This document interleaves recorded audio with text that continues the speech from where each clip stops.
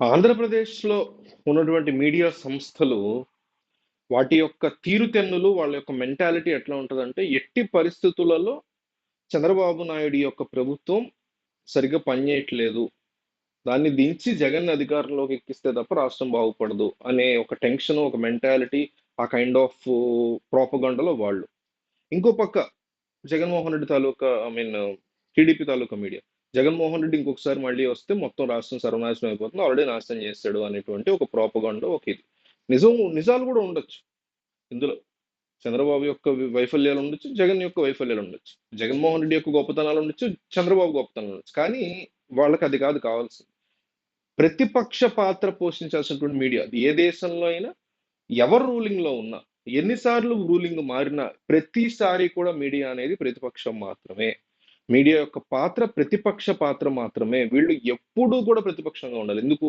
బాధ్యతాయుతమైన ప్రతిపక్షం. పిచ్చి వాళ్ళలాగా, పిచ్చి కుక్కల్లాగా అరుస్తాం కాదు. బాధ్యతాయుతంగా, కన్స్ట్రక్టివ్ గా అధికార పార్టీని క్వశ్చన్ చేయడం with proofs, each and every proof తో అధికార పార్టీని క్వశ్చన్ చేయడమే మీడియా యొక్క, జర్నలిజం యొక్క మెయిన్ సూత్రం. అసలు అది వచ్చిందే అందుకు.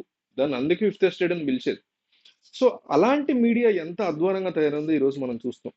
సో రీసెంట్ గా మనకి చంద్రబాబు నాయుడు రేవంత్ రెడ్డి యొక్క భేటీ సందర్భంగా రేవంత్ రెడ్డికి పోర్టుల్లో వాటా ఇచ్చేస్తున్నారు చంద్రబాబు. ఏకంగా టీటీడీలో వాటా ఇచ్చేస్తున్నారు. స్టీల్ ప్లాంట్ లోనే ఏకంగా కేంద్ర ప్రభుత్వం ఆధీనంలో ఉండే స్టీల్ ప్లాంట్ లో వాటా రేవంత్ రెడ్డికి చంద్రబాబు ఇచ్చేస్తున్నాడు.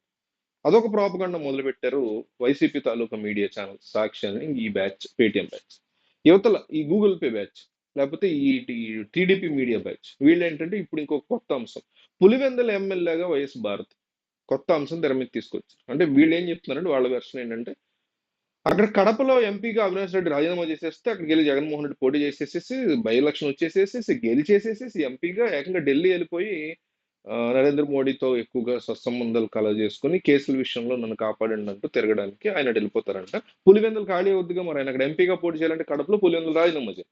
పులివెందులు రాజీనామా చేస్తే విజయం పోటీ చేయాలంటే విజయనామా చేయరు. ఆవిడ ఆల్రెడీ ఎగనెస్ట్ గా ఉన్నారు కాస్త జగన్. సో వైఎస్ భారతి భారీ కాబట్టి ఆవిడ బాధ్యత తీసుకుని జగన్ బదులు ఆమె పోటీ చేస్తే ఆమె గెలుస్తారు, ఆమె ఎమ్మెల్యే అవుతారు అనేది. అంటే జగన్మోహన్ రెడ్డి పారిపోతున్నాడు అని చెప్పడంలో భాగంగా ఇలాంటి ఊకదంపుడు సొల్లు కబుర్లు అనమాట. ఇద్దరు ఇందాక చెప్పా కదా, రేవంత్ రెడ్డికి స్టీల్ ప్లాంట్ ఇవ్వడం ఏంటి, చంద్రబాబుకి ఏం సంబంధం? టీటీడీ ఎందుకు ఇస్తారు కదా, ప్రైవేట్ సంస్థ, టీటీడీలో వాటా.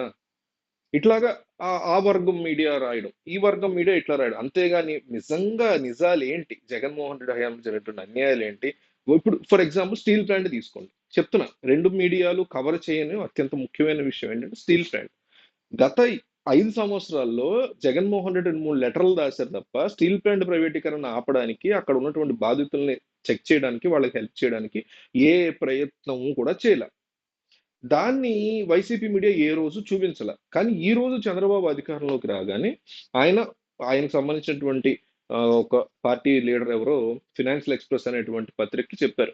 మాకు స్టీల్ ప్లాంట్ ఇచ్చేయడంలో ఎటువంటి ఇబ్బంది లేదు. కేంద్రం యొక్క ప్రతిపాదనను అంగీకరిస్తున్నాం అని చెప్పారు. దాన్ని ఫినాన్షియల్ ఎక్స్‌ప్రెస్ చాలా పెద్దగా పబ్లిష్ చేసింది. దాన్ని పట్టుకొచ్చి సాక్షిలో ఇదిగో చంద్రబాబు నాయుడు అమ్మేస్తున్నాడు స్టీల్ ప్లాంట్ ఒప్పుకున్నాడు అమ్మడానికి అని. మరి ఇన్నాళ్ళు మీ మీ జగన్ గురించి ఎందుకు ప్రశ్నించలా? సో ఇదివరకు జగన్ స్టీల్ ప్లాంట్ విషయంలో ఇట్లా బిహేవ్ చేస్తున్నాడు అని చెప్పినటువంటి టీడీపీ మీడియా ఈ రోజు ఫినాన్షియల్ ఎక్స్‌ప్రెస్ లో వచ్చినటువంటి అంశాలను అసలు ఆ టీవీలో, ఏ టీవీలో కూడా రాల. చూసారా? అంటే వీళ్ళకి కావాల్సిన దాన్ని మాత్రం. పవన్ కళ్యాణ్ ఇంకొక విషయం, పవన్ కళ్యాణ్ కూడా గతంలో అక్కడికి వెళ్ళి దీని ప్రైవేటీకరణ ఆపుకొని నేను ఆపుతాను, ఢిల్లీలో మాట్లాడతాను, ఢిల్లీ వెళ్ళి నానా హడావుడి చేసి వచ్చారు. ఎవరు అప్పట్లో ఆయన అసలు అక్కడ దేకలేదు. ఇప్పుడంటే ఈయన చాలా పవర్ ఉంది, అప్పుడు ఏం లేదు, ఎవరు పెద్దగా పట్టించుకోలేదు. పైగా స్టీల్ ప్లాంట్ ప్రైవేటీకరణ ఆపడం కోసం వెళ్ళేసరికి తొక్కు కూడా కేర్ చేయలేదు ఈయన ఎవరు. అంటే ప్రజల్లో లేదా అక్కడ ఉన్నటువంటి వర్కర్లలో వస్తున్నటువంటి అనిశ్చితిని, అసహనాన్ని జాగ్రత్తగా ఒక ఉద్యమంలాగా తీసుకెళ్ళటం వేరు. ఏదో నేను చేస్తానని చెప్పి కబుర్లు చూపు వచ్చేయడం వేరు. అదే చేశారు పవన్ కళ్యాణ్. జగన్మోహన్ రెడ్డి 3 లెటర్లు రాశారు, చంద్రబాబు ఇంకోటి చేశారు. అంతే. కేవలం కంటి తుడుపు చర్యలు. సో ఎందుకు చెప్తున్నానండి ఈ పాయింట్ స్టీల్ ప్లాంట్ గురించి?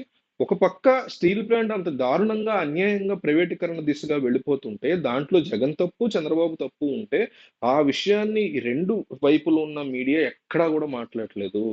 కానీ ఒక మీడియా మాత్రం రేవంత్ రెడ్డికి వాటా ఇస్తున్నాడు చంద్రబాబును, ఒక ఫేక్ న్యూస్ వేసుకుని సంబరపడుతున్నారు. ఇంకొక మీడియా ఏమో పులివెందుల్లో వైఎస్ భారతి చేస్తున్నారు, పోటీ గెలుస్తారు అక్కడ ఎమ్మెల్యేగా అనేసి వీళ్ళు. అంటే జగన్ పారిపోతున్న ఢిల్లీ అనేది వీళ్ళ అల్టిమేట్ అజెండా. అంటే రాజకీయాలు దిగజారిపోయాయి. ఓకే. రాజకీయ నాయకులు దిగజారిపోయారు. ఓకే. జర్నలిజం కూడా దిగజారిపోతే మనకు నిజాలు ఎవడు చెప్తాడు? నాలాంటోడు వీడియో లేకపోతే మీలాంటోడు ఇంకొంతమంది ఉంటారేమో 10 మంది గట్టిగా. ఎంతమంది ఎన్నో లక్షల మంది చూసేస్తారు ఈ వీడియోలు. మెయిన్ స్ట్రీమ్ మీడియాయే ఒక రూరల్ విలేజెస్‌లో అయినా, అర్బన్ ఔట్‌స్కర్ట్స్‌లో అయినా మీకు రోజు టీవీ చూసేది మీరు ఏబీఎన్ తెలుగు చూస్తారు, సాక్షి చూస్తారు. టీవీ నైన్ చూస్తారు, ఎన్టీవీ చూస్తారు. ఎన్టీవీ, టీవీ నైన్ ఇంకా దరిద్రం. వాళ్ళు ఎవరు అధికారంలో ఉంటే ఆళ్ళకి భజన చేసుకుంటూ బతుకుతారు. సో నిజాలని బయట పెట్టాల్సినటువంటి జర్నలిజం ఈరోజు ఫేక్ న్యూస్‌లు వేసుకొని బతికే పరిస్థితికి దిగజారిపోయింది.